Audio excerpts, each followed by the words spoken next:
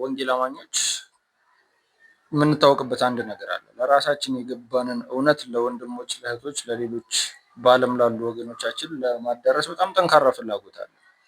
እኛ የበራልን ብርሃን ለእነሱም እንዲበራላቸው፣ እኛ የቀመስነውን እውነተኛ ሰላም፣ እኛ የቀመስነውን ጆይ እነሱም እንዲገሩን በጣም ከፍተኛ ፍላጎት አለ። በዚህ እንታወቃለን። ዛሬ ደግሞ ዘመኑ እንደምታውቁት ነው።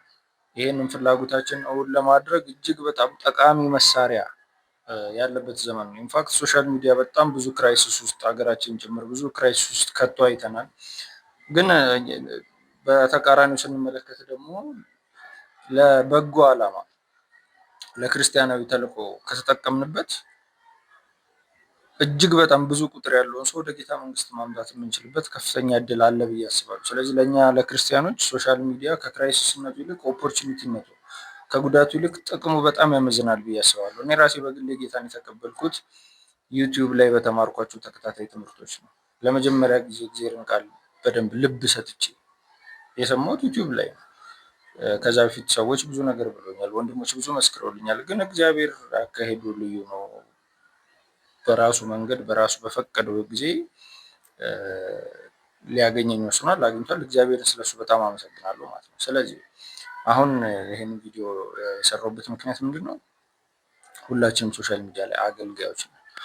ይደዝምን ሁላችንም ኮንተንት ክሬተሮች ነን። ሁላችንም ቪዲዮ እንሰራለን ማለት አይደለም።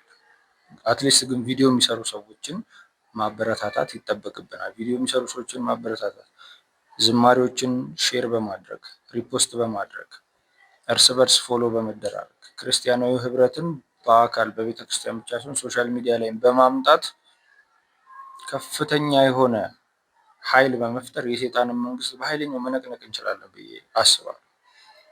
ለዚህ ነው የመሰከረኝ አንድ ግለሰብ ዩቲዩብ ላይ በተማርኩት ትምህርት ወደ ጌታ ቃል የመጠጋት እድሉን ካገኘው ብዙዎች ደግሞ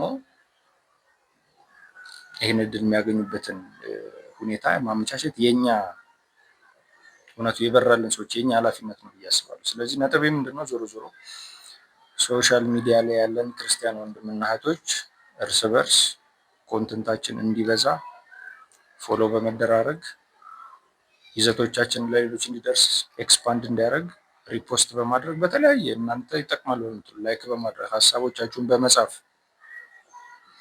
ሶሻል ሚዲያውን በአማኞች የማጨናነቅ ኃላፊነት በሁላችንም ተጥሎብናል ማለት ነው።